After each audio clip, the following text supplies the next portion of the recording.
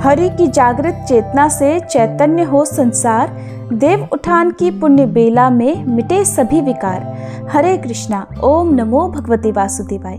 आप सभी भक्तजनों को देव उठान एकादशी की ढेर सारी शुभकामनाएं। भगवान श्री हरि का आशीर्वाद आप सभी पर सदा सर्वदा बना रहे। देव उठान एकादशी का दिन केवल एक पर्व ही नहीं बल्कि आत्मा के जागरण का संदेश है। ये वह दिव्य क्षण है जब भगवान विष्णु, जिन्होंने 4 माह तक योग निद्रा में लीन रहकर संसार का पालन किया, अब जागृत होते हैं।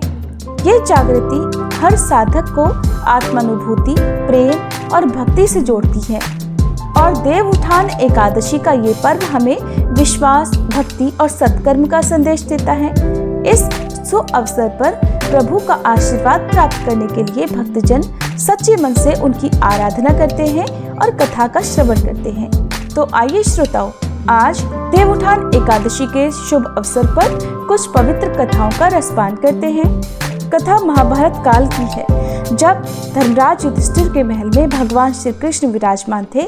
उस समय धर्मराज युधिष्ठिर ने नतमस्तक होकर भगवान श्री कृष्ण को प्रणाम किया और स्तुति करने के बाद हाथ जोड़कर विनम्रता पूर्वक पूछा, हे श्री कृष्ण, मैंने आपके मुख से रमा एकादशी का यथार्थ महात्म्य सुना। मानद, अब कार्तिक शुक्ल पक्ष में जो एकादशी होती है उसकी भी महिमा बताइए। तब भगवान श्री कृष्ण बोले, राजन, कार्तिक के शुक्ल पक्ष में जो एकादशी होती है उसका जैसा वर्णन लोक सृष्टा ब्रह्मा जी ने नारद जी से किया था, वही मैं तुम्हें बतलाता हूँ, ध्यान पूर्वक सुनो। नारद जी ने कहा, पिताजी, जिसमें धर्म कर्म में प्रवृत्ति कराने वाले भगवान गोविंद जागते हैं, उस प्रबोधिनी एकादशी का महात्म्य बतलाइए। तब ब्रह्मा जी बोले, मुनिश्रेष्ठ, प्रबोधिनी का महात्म्य पापों का नाश, पुण्य की वृद्धि और उत्तम बुद्धि वाले पुरुषों को मोक्ष प्रदान करने वाला है। समुद्र से लेकर सरोवर तक जितने भी तीर्थ हैं वे सभी अपने महात्म्य की तभी तक गर्जना करते हैं जब तक कि कार्तिक मास में भगवान श्री विष्णु की प्रबोधिनी तिथि नहीं आ जाती। प्रबोधिनी एकादशी को एक ही उपवास कर लेने से मनुष्य 1000 अश्वमेध और 100 राजसूय यज्ञ का फल पा लेता है। बेटा, जो दुर्लभ है, जिसकी प्राप्ति असंभव है और जिसे त्रिलोकी में किसी ने भी नहीं देखा है, ऐसी वस्तु के लिए भी याचना करने पर प्रबोधिनी एकादशी उसे दे देती है। भक्ति पूर्वक उपवास करने पर मनुष्य को हरि प्रबोधिनी एकादशी ऐश्वर्य, संपत्ति, उत्तम बुद्धि, राज्य तथा सुख प्रदान करती है। मेरु पर्वत के समान जो बड़े बड़े पाप हैं, उन सब को यह पाप नाशिनी प्रबोधिनी एक ही उपवास से भस्म कर देती है। पहले के हजारों जन्मों में जो पाप किए गए हैं, उन्हें प्रबोधिनी की रात्रि का जागरण रुई की ढेरी के समान भस्म कर डालता है। जो लोग प्रबोधिनी एकादशी का मन से ध्यान करते और जो इसके व्रत का अनुष्ठान करते हैं, उनके पितर नरक के दुखों से छुटकारा पाकर भगवान विष्णु के परम धाम को चले जाते हैं। ब्राह्मण, अश्वमेध आदि यज्ञों से भी जिस फल की प्राप्ति कठिन है, वह प्रबोधिनी एकादशी को जागरण करने से अनायास ही मिल जाता है। संपूर्ण तीर्थों में नहाकर सुवर्ण और पृथ्वी दान करने से जो फल मिलता है, वह श्री हरि के निमित्त जागरण करने मात्र से मनुष्य प्राप्त कर लेता है। जैसे मनुष्यों के लिए मृत्यु अनिवार्य है, उसी प्रकार धन संपत्ति मात्र भी क्षण भंगुर है, ऐसा समझकर एकादशी का व्रत करना चाहिए।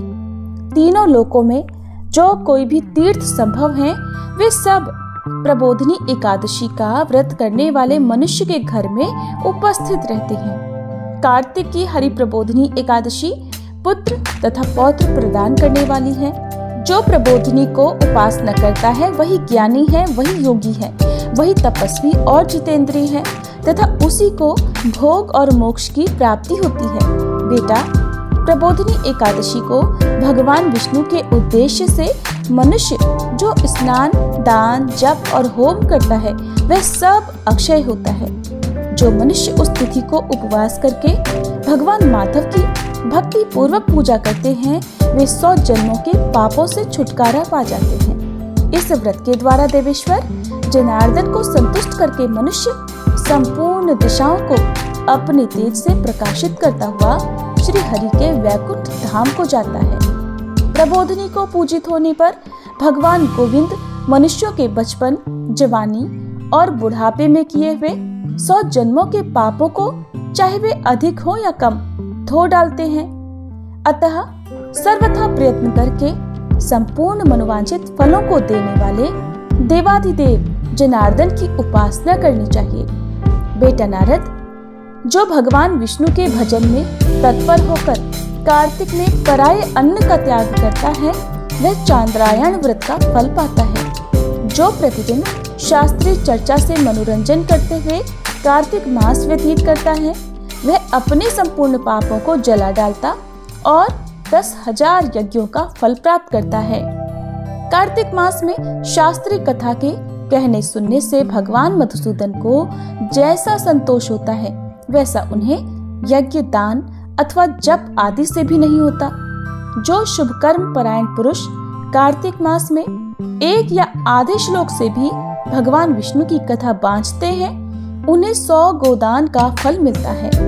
महामुने, कार्तिक में भगवान केशव के सामने शास्त्र का स्वाध्याय तथा श्रवण करना चाहिए। मुनिश्रेष्ठ, जो कार्तिक में कल्याण प्राप्ति के लोभ से श्री हरि की कथा का प्रबंध करता है, वह अपनी 100 पीढ़ियों को तार देता है। जो मनुष्य सदा नियम पूर्वक कार्तिक मास में भगवान विष्णु की कथा सुनता है, उसे सहस्त्र गोदान का फल मिलता है। जो प्रबोधिनी एकादशी के दिन श्री विष्णु की कथा श्रवण करता है, उसे 7 द्वीपों से युक्त पृथ्वी दान करने का फल प्राप्त होता है।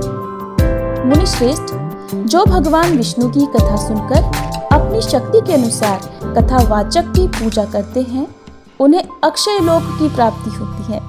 नारद, जो मनुष्य कार्तिक मास में भगवत संबंधी गीत और शास्त्र विनोद के द्वारा समय बिताता है, उसकी पुनरावृत्ति मैंने नहीं देखी है। मुने, जो पुण्यात्मा पुरुष भगवान के समक्ष गान, नृत्य, वाद्य और श्री विष्णु की कथा करता है, वह तीनों लोकों के ऊपर विराजमान होता है। मुनिश्रेष्ठ, कार्तिक की प्रबोधिनी एकादशी के दिन बहुत से फल फूल, कपूर, अर्गजा और कुमकुम के द्वारा श्री हरि की पूजा करनी चाहिए। एकादशी आने पर धन की कंजूसी नहीं करनी चाहिए, क्योंकि उस दिन दान आदि करने से असंख्य पुण्य की प्राप्ति होती है। प्रबोधिनी को जागरण के समय शंख में जल लेकर फल तथा नाना प्रकार के द्रव्यों के साथ श्री जनार्दन को अर्घ देना चाहिए। संपूर्ण तीर्थों में स्नान करने और सब प्रकार के दान देने से जो फल मिलता है, वही प्रबोधिनी एकादशी को अर्घ देने से करोड़ गुना होकर प्राप्त होता है। देवर्षि, अर्घ देने के पश्चात भोजन, आच्छादन और दक्षिणा आदि के द्वारा भगवान विष्णु की प्रसन्नता के लिए गुरु की भी पूजा करनी चाहिए। जो मनुष्य उस दिन श्रीमद् भागवत की कथा सुनता अथवा पुराण का पाठ करता है, उसे एक एक अक्षर पर कपिला दान का फल मिलता है। मुनिश्रेष्ठ, कार्तिक में जो मनुष्य अपनी शक्ति के अनुसार शास्त्रोक्त रीति से वैष्णव व्रत अर्थात एकादशी का पालन करता है, उसकी मुक्ति अविचल है। केतकी के एक पत्ते से पूजित होने पर भगवान गरुड़ध्वज 1000 वर्ष तक अत्यंत तृप्त रहते हैं। देवर्षि, जो अगस्त के फूलों से भगवान जनार्दन की पूजा करता है, उसके दर्शन मात्र से नरक की अग्नि बुझ जाती है। वत्स, जो कार्तिक मास में भगवान जनार्दन को तुलसी के पत्र और पुष्प अर्पण करते हैं, उनका जन्म भर का किया हुआ सारा पाप भस्म हो जाता है। मुने, जो प्रतिदिन दर्शन, स्पर्श, ध्यान, नाम कीर्तन, स्तवन, अर्पण, सिंचन, नित्य पूजन और नमस्कार के द्वारा तुलसी में नव प्रकार की भक्ति करते हैं, वे कोटि सहस्त्र युगों तक पुण्य का विस्तार करते हैं। नारद, सब प्रकार के फूलों और पत्तों को चढ़ाने से जो फल मिलता है, वह कार्तिक मास में केवल तुलसी के एक पत्ते से ही मिल जाता है। कार्तिक मास आया देख प्रतिदिन नियम पूर्वक तुलसी के कोमल पत्तों से महाविष्णु श्री जनार्दन का पूजन करना चाहिए। 100 यज्ञों द्वारा देवताओं का यजन करने और अनेक प्रकार के दान देने से जो पुण्य होता है, वह कार्तिक में तुलसी दल मात्र से केशव की पूजा करने पर प्राप्त हो जाता है। प्रेम से बोले श्री कृष्ण भगवान की जय। अब सुनिए देवउठान एकादशी की दूसरी कथा। एक बार एक राजा के राज्य में सभी लोग एकादशी का व्रत रखा करते थे। प्रजा और नौकर चाकरों से लेकर पशुओं तक को एकादशी के दिन अन्न नहीं दिया जाता था। एक दिन किसी दूसरे राज्य का एक व्यक्ति राजा के पास आकर बोला, महाराज कृपा करके मुझे नौकरी पर रख लीजिए। तब राजा ने उसके सामने एक शर्त रखी कि ठीक है, तुम्हें नौकरी पर रख लेते हैं, किंतु रोज तो तुम्हें खाने को सब कुछ मिला करेगा, परंतु एकादशी के दिन अन्न नहीं मिलेगा। उस व्यक्ति ने उस समय तो हाँ कर ली, परंतु एकादशी आने पर जब उसे फलाहार की सामग्री दी गई, तब तो वह राजा के सामने जाकर गिड़गिड़ाने लगा, महाराज इससे तो मेरा पेट नहीं भरेगा, मैं तो भूखा ही मर जाऊंगा, कृपया मुझे अन्न दे दीजिए। राजा ने उसे शर्त की बात याद दिलाई, किंतु वह व्यक्ति मारे भूख के अन्न छोड़ने को तैयार ही नहीं हुआ। तब राजा ने उसे आटा, दाल, चावल आदि दे दिए। अब वह नित्य की तरह नदी पर पहुंचा और स्नान कर भोजन पकाने लगा। जब भोजन पक गया तब वह भगवान को बुलाने लगा, आइए प्रभु भोजन तैयार है। उसके बुलाने पर तुरंत ही पीताम्बर धारण किए भगवान चतुर्भुज रूप में आ पहुंचे और प्रेम से उसके साथ भोजन करने लगे। भोजन आदि करके भगवान तो अंतर्ध्यान हो गए और वह व्यक्ति अपने काम पर चला गया। 15 दिन बाद अगली एकादशी को वह फिर राजा से कहने लगा, महाराज अब की बार मुझे दुगनी सामग्री दीजिएगा, क्योंकि उस दिन तो मैं भूखा ही रह गया था। राजा ने कारण पूछा तो व्यक्ति ने बताया कि महाराज हमारे साथ भगवान भी तो भोजन ग्रहण करते हैं, इसलिए भोजन की ये सामग्री हम दोनों के लिए पूरी नहीं पड़ती। ये सुनकर राजा को बड़ा आश्चर्य हुआ। वह बोला, मैं नहीं मान सकता कि भगवान तुम्हारे साथ भोजन करते हैं। अरे मैं तो इतने व्रत रखता हूँ, पूजा करता हूँ, दान करता हूँ, पर भगवान ने तो मुझे कभी दर्शन नहीं दिए। राजा की बात सुनकर वह बोला, महाराज यदि विश्वास न हो तो साथ चलकर देख लीजिए। फिर तो राजा एक पेड़ के पीछे छुपकर बैठ गया। उस व्यक्ति ने भोजन पकाया और भगवान को शाम तक पुकारता रहा, परंतु भगवान नहीं आए। आखिरकार उस व्यक्ति ने कहा, हे प्रभु यदि आज आप नहीं आए तो मैं इस नदी में कूदकर अपने प्राण त्याग दूंगा।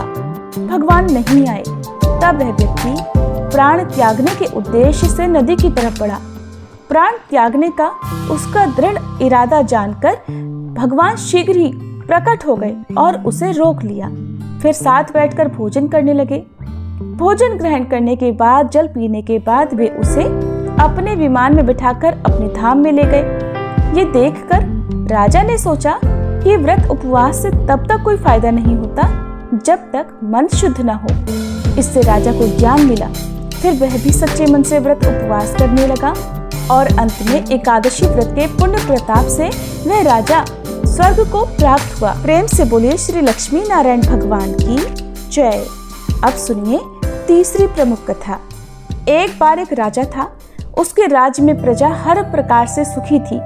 वह राजा भगवान विष्णु का परम भक्त था और नियम पूर्वक एकादशी का व्रत रखा करता था।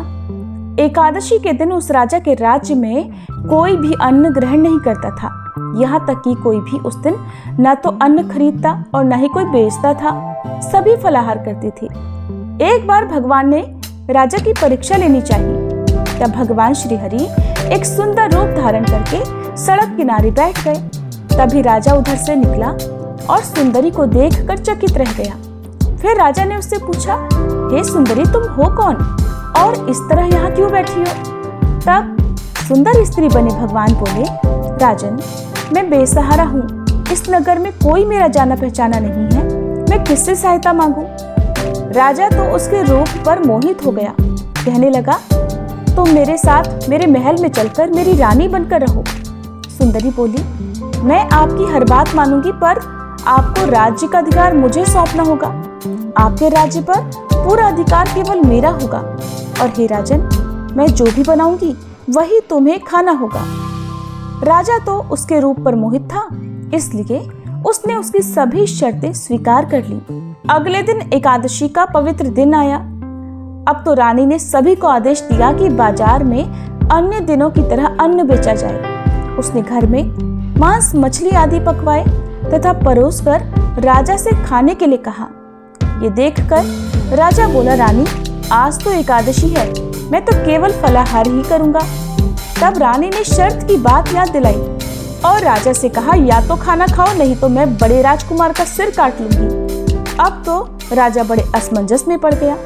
राजा ने अपनी यह स्थिति बड़ी रानी से कही तो बड़ी रानी बोली, महाराज अपना धर्म मत छोड़िए, बड़े राजकुमार का सिर दे दीजिए।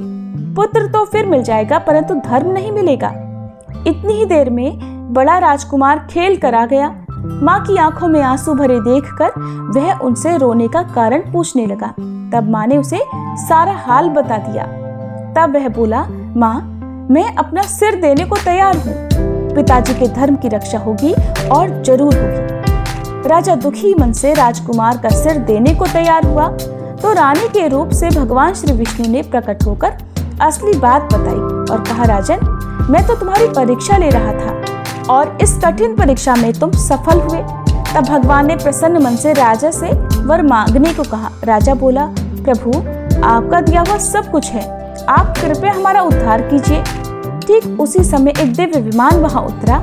राजा ने अपना राज्य पुत्र को सौंप दिया और वह विमान में बैठकर परम धाम को चला गया। कथा समाप्त। प्रेम से बोले श्री कृष्ण भगवान की जय। एकादशी माता की जय। ये थी आज की कथाएं। उम्मीद है आपको पसंद आई होंगी। अगर अच्छी लगी हो तो वीडियो को लाइक करके आप हमारे चैनल को भी जरूर सब्सक्राइब कीजिएगा।